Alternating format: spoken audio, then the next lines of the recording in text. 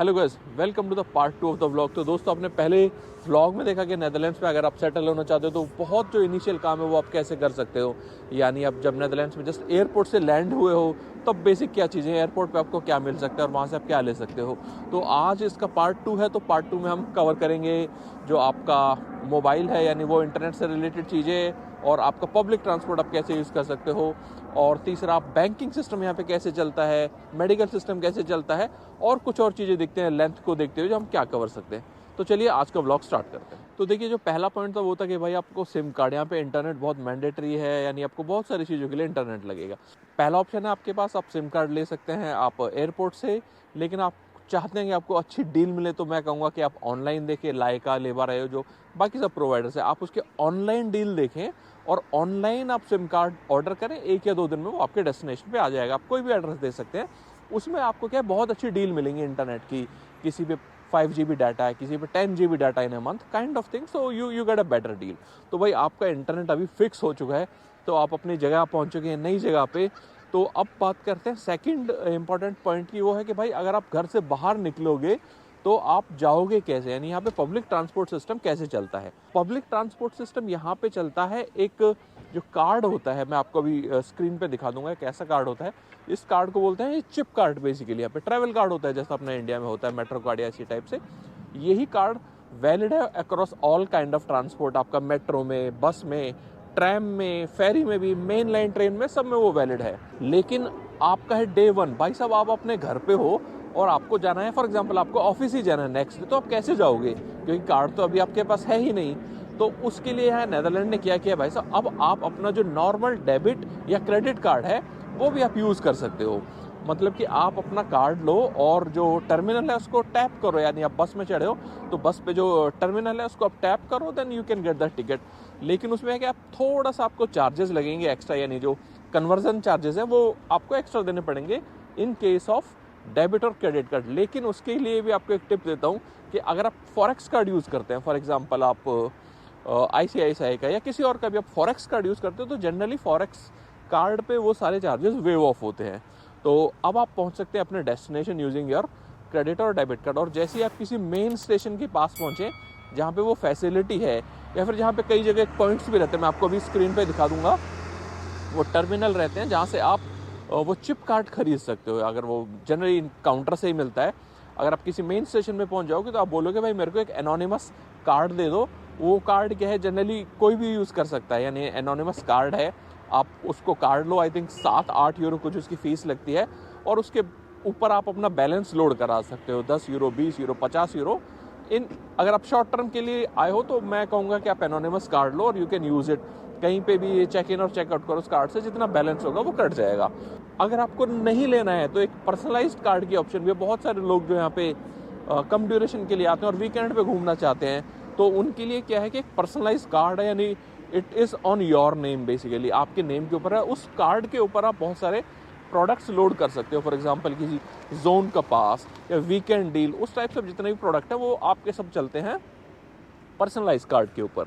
तो 2 टाइप के कार्ड हैं वो आप यूज़ कर सकते हो। तो that will sort your travel basically. अब आप you are free to go anywhere in bus, tram, train. Just use your anonymous or your personalise chip card and then you can go anywhere wherever you would like to. तो देखिए, अब आते हैं जो third important point है उसकी तरफ। यानी भाई साहब, आपको यहाँ पे पैसे चाहिए, पैसे कमाने तो आए हो। पैसे कमाना है तो रखोगे कहाँ पे? रखोगे मतलब आपको चाहिए यहाँ पे अकाउंट बेसिकली।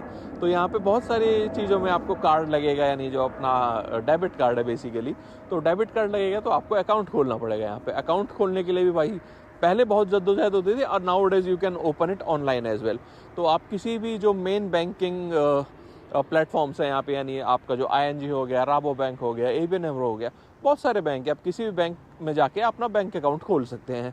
बैंक अकाउंट से रिलेटेड मेरे को एक इंपॉर्टेंट चीज़ याद आई भाई। जैसे अपने यहाँ होता है ना कि बैंक अकाउंट के कोई चार्जेस नहीं होते, यानी फॉर एग्जांपल अगर आपका ICICI या SBI या किसी भी बैंक में अकाउंट है, तो इंडिया में क्या करते हैं बेसिकली, आपको कोई चार्जेस नहीं लेते, यानी आपका अकाउंट मेंटेनेंस का कोई चार्ज नहीं लगता, इररिस्पेक्टिव ऑफ आपका जीरो बैलेंस है या मिनिमम बैलेंस अकाउंट है, तो आपका कुछ चार्जेस नहीं लगता। लेकिन भाई साहब, यहाँ पे आपको अकाउंट मेंटेनेंस के चार्जेस देने पड़ते हैं।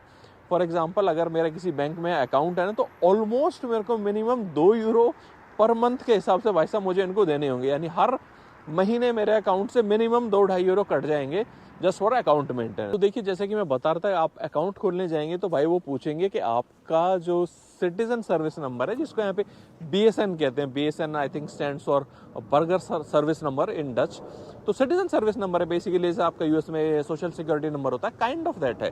तो वो आपको लगेगा, और उसके लिए क्या आपको लगेगा कि जो अथॉरिटी है यहाँ पे, यानी जो आपका IND है, यानी जो इमिग्रेशन अथॉरिटीज़ हैं, उनके पास आपको अपॉइंटमेंट लेना पड़ेगा और बोलना पड़ेगा कि भाई मैं नेदरलैंड्स में रहने आ गया हूँ और मुझे यहाँ पे एक सोशल सिक्योरिटी नंबर या सिटीजन सर्विस नंबर जैसा चाहिए। तो आपसे पूछेंगे भाई कैसे आए हो, तो अगर आप ऑफकोर्स किसी कंपनी के थ्रू आए हो तो आपकी कंपनी आपको लेटर देगी आने का, वो सब है, वो सब आप प्रोड्यूस करोगे तो they will give you a citizen service number.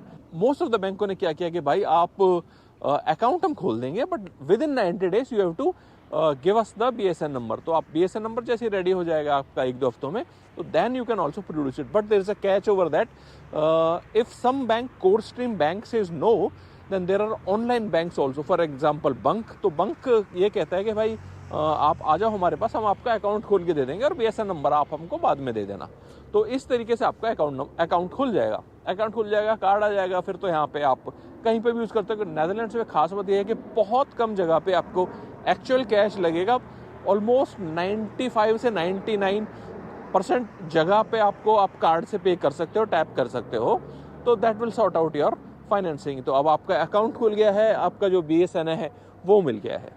तो देखिए अब आप ऑफिस पहुंच गए हैं, आपने काम किया और आप अब शाम को घर आ गए हैं। तो भाई शाम को घर आके भूख लगेगी।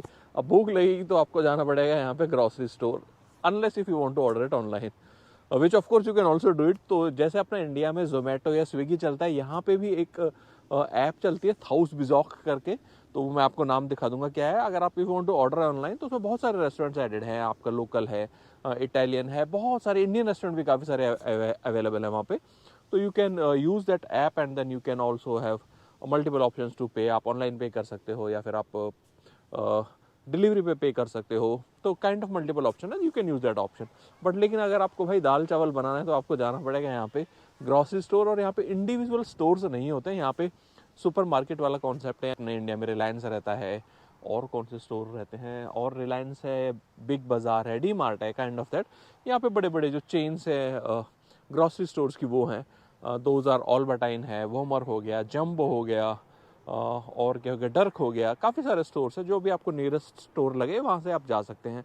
और अगर आपके पास अभी तक कार्ड नहीं है तो आप कैश यूज़ कर सकते हैं सुपरमार्केट में। और अगर आपको डेबिट या क्रेडिट कार्ड यूज़ करना है तो भाई ध्यान रखना, यहाँ पे मोस्ट ऑफ द स्टोर है जो वो वीज़ा कार्ड नहीं लेते हैं। That is a problem. जो नॉर्मल आपका डेबिट और क्रेडिट कार्ड है उसमें जो वीज़ा का कैटेगरी तो वो नहीं लेते। तो प्लस पॉइंट इज, अगर आपके पास ट्रैवल कार्ड यानी जो फॉरेक्स कार्ड है वो आपका इन जनरल चल जाएगा, लेकिन बाकी सारी चीज़ों के लिए यहाँ पे मैं कहूँगा जो लोकल कार्ड है आप सिर्फ वही लोकल कार्ड यूज़ करें।